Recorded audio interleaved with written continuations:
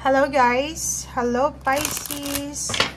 Alamin natin Pisces kung ano ang message sa'yo ng 12-12. New moon portal opening ito in Sagittarius. So, meron tayong new moon ngayong December 12. So, 12-12 siya. Meron din ang mga portal lang mag-open para sa'yo. New moon in Sagittarius. So, alamin natin Pisces kung ano ang mensahe sa'yo ng new moon na to.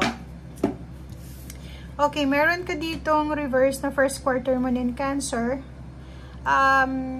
Kailangan mo daw na i-push yung push outside yourself, yung insecurities. So, December 12, siguro meron tayong mga insecurities sa ating sarili na ayaw natin na alisin, parang ganun. So, kailangan daw natin itong alisin as soon as possible. And etong 12-12 na to, December 12, it's your opportunity siya para alisin yung mga bad habits, envy, insecurities, or any kinds ng negativity sa iyong buhay. Okay?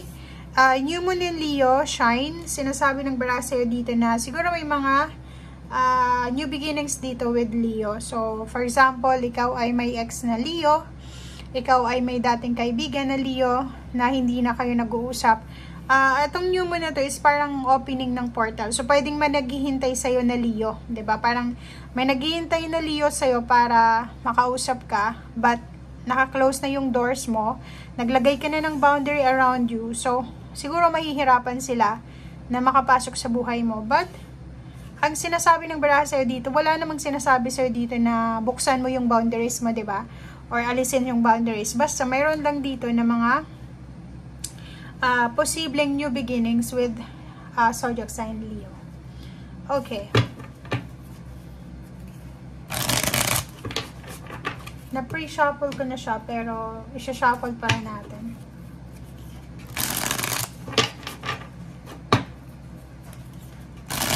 Okay, Pisces. 12-12. Okay, 12-12. Wow. So, So, kung makikita mo dito, meron kang mga choices dito. So, kasi yung new moon na to in Sagittarius is parang yung pagbabalik natin sa nakaraan. Diba? Yung marami tayong gustong balikan. Mga alaala ng nakaraan, masaya man siya or malungkot. So, kung makikita mo dito, itong 3 cards na to is parang, yun yung sinasabi. It's a confirmation na marami kang mga nakahang na plano. Marami kang choices na siguro hindi mo ginagawa, options. Marami kang relationship na siguro kailangan mo nang i-let go. Emotions, habits, relationship. Yun, isa dito yung insecurities natin. Pangalawa, yung mga unrealistic goals and dreams natin. Relationship na hindi na nag-work, kailangan mo nang i-let go. Sinasabi ng Barasir dito na may closure dito, may endings like relationship siya.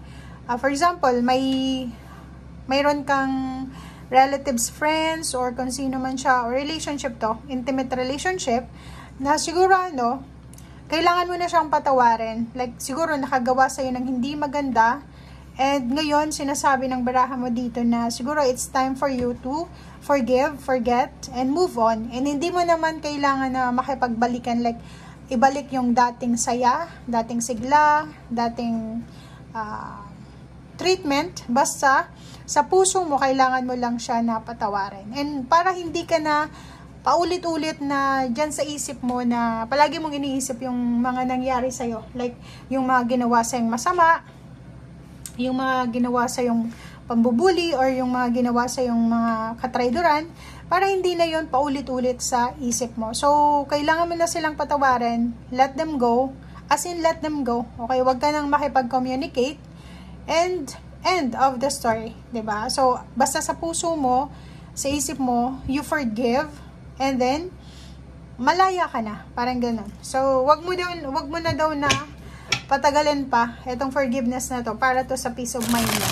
Pero, ang sinasabi sa'yo dito ng barahan na 7 of Cups, but make sure na after mong magpatawad, protect your peace. Hindi mo na kailangan na makipagbalikan sa kanila like yung dating relationship, basta napatawad mo na siya or sila. Kasi kung makikipag-close ka ulit, same mistakes pa rin, di ba? Uulit at uulit yan kasi feeling nila, paulit-ulit mo silang pinapatawad, gagawa at gagawa sila ng mga bagay-bagay na mangyayari ulit yung nangyari. Okay. Okay, ang ganda. So, kung makikita mo dito, Pisces, mayroon kang reverse na Ace of Swords. So, etong Ace of Swords na ito is yung communication to dito eh. It's either Leo or fire sign, Leo, Aries, Sagittarius, Virgo, Capricorn, Taurus, Gemini, Libra, Aquarius, Earth signs, or any Pisces, Scorpio, and Cancer. Kung sino man ito ng mga taong ito sa buhay mo na parang kinu-close mo na yung doors, yung portal. Since this reading is 12-12, new beginnings, new portal opening, new moon. Pero sa'yo, parang, itong new beginnings na to sa'yo is parang, okay, magpo-forgive ako, pero closed doors na. No more re-entering. No more renewal. Yung parang forgive na siya, pero ili-let go mo sila. Okay? So, relationship man yan, work, business, or ano man yan. Okay? Okay, next is meron ka ditong Ten of Pentacles. Ang ganda ng Ten of Pentacles mo kasi sinasabi ng baraha dyan sa'yo guys na yung posibleng choices mo dati. Like, dati diba, marami kang mga choices kung paano kumita ng pera kasi marami sa inyo na hindi lang kayo nag-i-stick sa isang bagay. Like for example, gusto nyo pagsabay-sabayan yung business, yung pagiging empleyado, nagbe-business ka, parang gano'n. So, dito sa barahang ito, sinasabi na isa sa mag-o-open sa'yo na portal, this 12-12, is yung choices. Parang magkakaroon ka ng several choices kung paano mo makakamit itong Ten of Pentacles. Parang kung may business ka na ngayon, mag-a-add ka ulit ng another business. Kung ikaw ay empleyado, siguro hindi ka kontento sa kung ano yung meron ka sa ngayon. So, gagawin mo yung lahat ng mga means para makuha mo ito na financial stability na to. So, yun ang nakikita natin. Ang dami-dami mong choices ngayon or marami kang pwedeng pagpilian para mahawakan mo na talaga to na Ten of Pentacles. The Devil, ang The Devil na to is Earth Signs Energy, Capricorn. So, yun lang. Mag-iingat kayo sa Capricorn. Literal to literal na Capricorn. Mag-iingat kayo sa mga taong ito. Kasi sila ay medyo hindi sila compatible sa energy mo. Sila yung mga tao na hihigupin nila. Para silang mga parasites. Mga spiritual parasites sila. Nahihigupin nila lahat ng kung ano yung meron ka.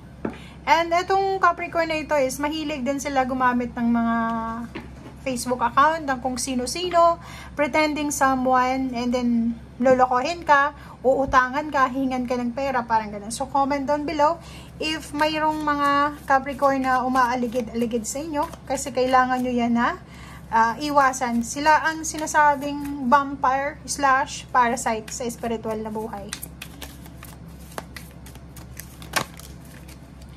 Okay, Temperance.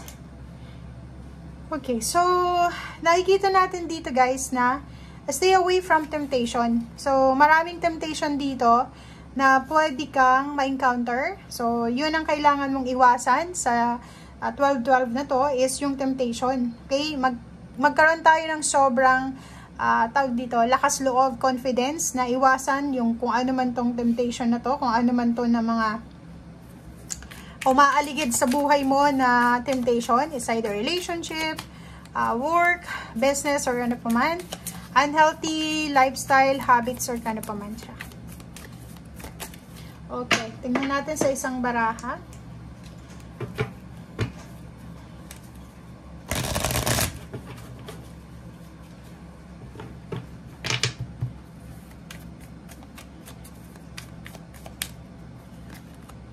Okay, Six of Swords. Ang galing.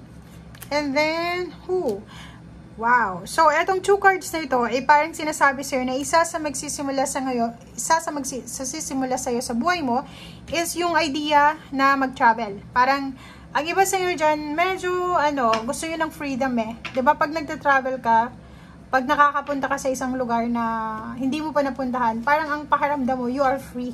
Lalo na kung wala kang kakilala doon, 'di ba? Parang magagawa mo lahat ng gusto mo kasi hindi ka mag-iisip na baka makita ko ni ganito ganyan. So, nakikita natin dito na ang new portal na mag-open sa iyo this 12/12 onwards, or maybe until January 1 or January 2025 or 26 onwards, ay itong freedom, 'di ba? Parang travel relocation.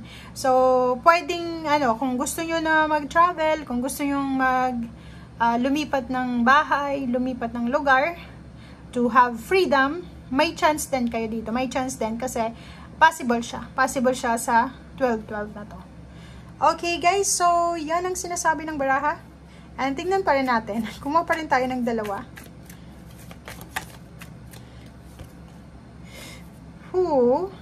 Okay, so etong Page of Pentacles. Wow, so it's a good judgment. So kung makikita mo dito, sinasabi ng baraha sa'yo na may parating na pera sa buhay mo. 'Di ba? Pisces, may parating na pera. Pwedeng ang perang ito ay eto yung decision mo for the past how many 20 years. Pwedeng ikaw ay nasa above 20 years ito. Doon sa mga above 20 years old, posibleng may ginawa kang decision 20 years ago or nung 20 years ka na posibleng magpo-produce ito ngayon. So parang yung result niya is ngayon. So paki-comment sa comment section if nag-expect ka ng pera na like trinabaho mo na siya long time ago and then hindi mo pa nakukuha. So it's a good karma. Karmic justice siya. So yung blessing na to is pwedeng milagro, miracle, good fortune from the universe, from the Lord, na pwedeng ito ay blessing sa'yo kasi naging mabuti ka for the last 20 years. Okay? Thank you guys. Bye!